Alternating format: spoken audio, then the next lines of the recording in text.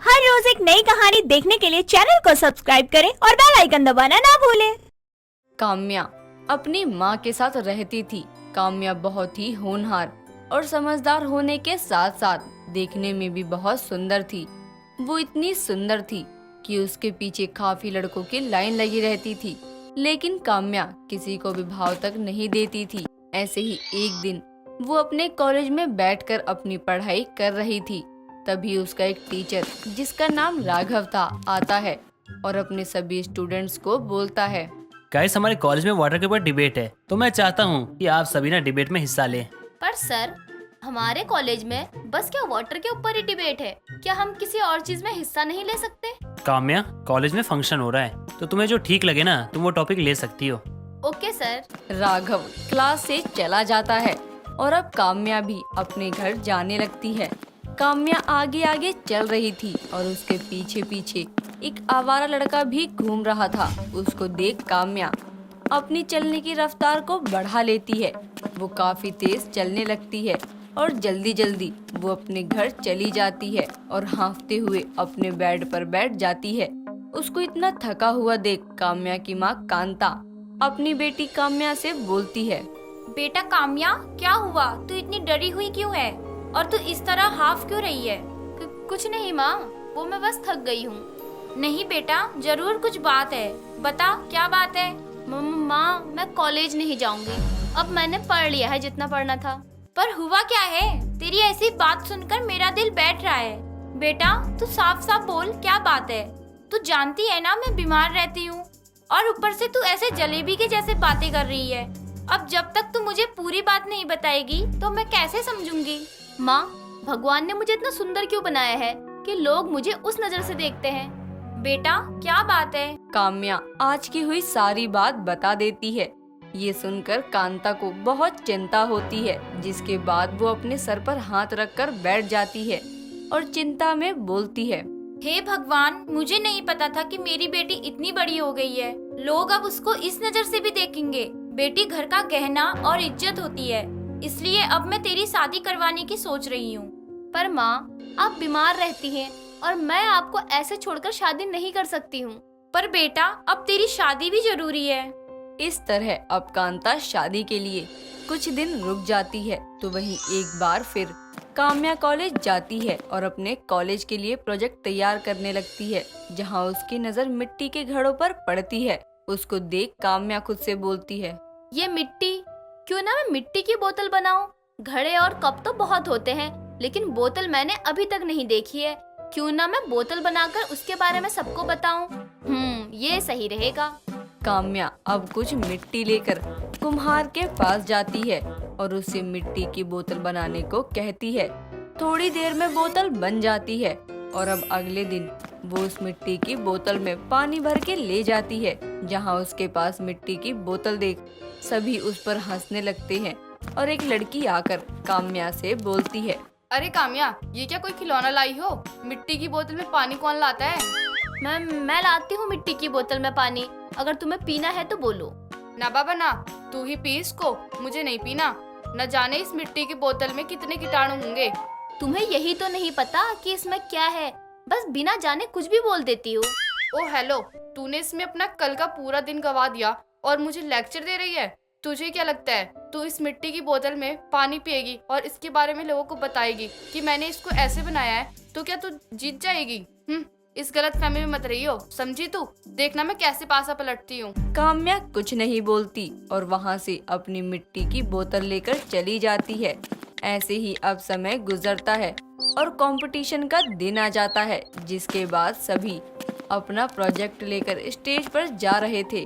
Last में काम्या अपने project को लेकर स्टेज पर जाती है, जहां वो अपने प्रोजेक्ट यानी मिट्टी की बोतल के बारे में सबको बताती है। उसकी इतनी अच्छी बातें सुनकर अब सभी को बहुत अच्छा लगता है और वो उस कंपटीशन को जीत जाती है। और जब वो अपने घर अपनी माँ को अपनी मिट्टी की बोतल के बारे में बताने आती है, तब वो देखती है कि उसकी माँ बहुत चिंता में बैठी हुई है।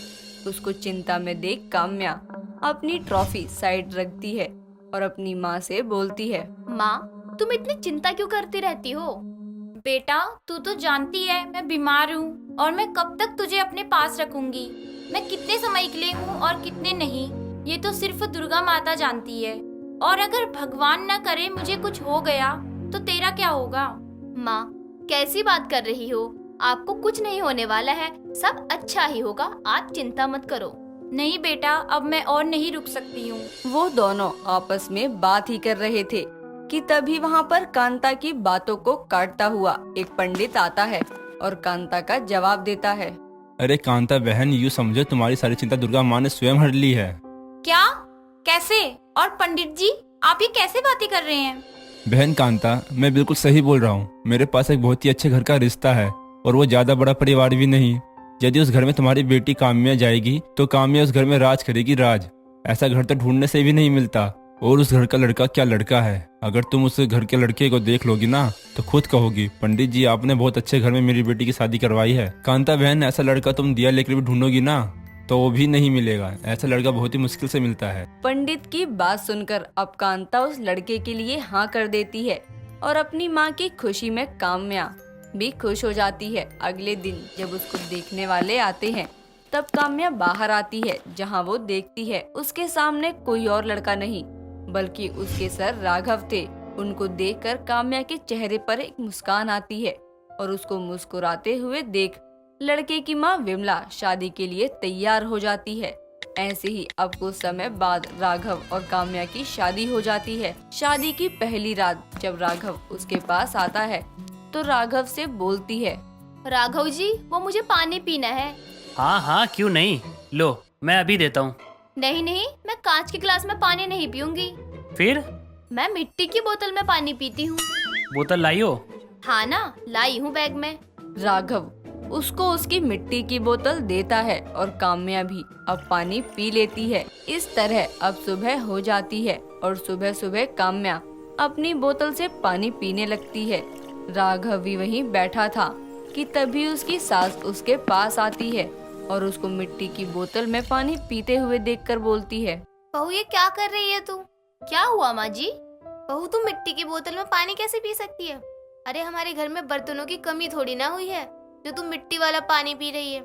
इसमें कितनी गंदगी होगी। मम्मी जी, मिट्टी की बोतल में पानी पीने से पता है क्या होता है? नहीं ना, मैं बताती हूँ क्या होता है। मिट्टी की बोतल में पानी पीने से कोई बीमारी नहीं होती है बल्कि बीमारियाँ भागती है। पर वो कैसे?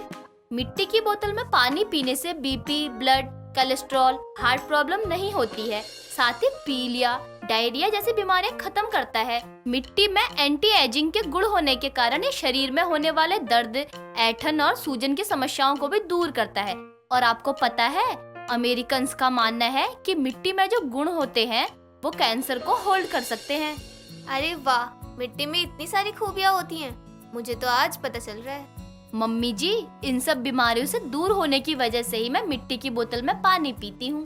बहू हम कुल्हड़ वाले ग्लास में भी तो पानी पी सकते हैं ना? हाँ जरूर पी सकते हैं, लेकिन मैं नहीं पीती क्योंकि ग्लास तो हर कोई इस्तेमाल करते हैं, लेकिन बोतल के बारे में बहुत कम लोगों को नॉलेज है।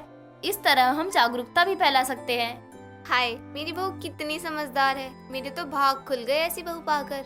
और मुझे ऐसी पत्नी पाकर मेरे भी भाग खुल गए। अब हम काम्या के ही जैसे ना मिट्टी की बोतल में पानी पियेंगे। राघव की बात से बिमला सहमत होती है और अब सभी लोग काम्या के जैसे ही मिट्टी की बोतल में पानी पीने लगते हैं। दोस्तों, अगर आपको ये कहानी पसंद आई तो इसे लाइक करें, शेयर करें और कमेंट करके बताएं कि कहानी में आपको सबसे अच्छा क्या लगा।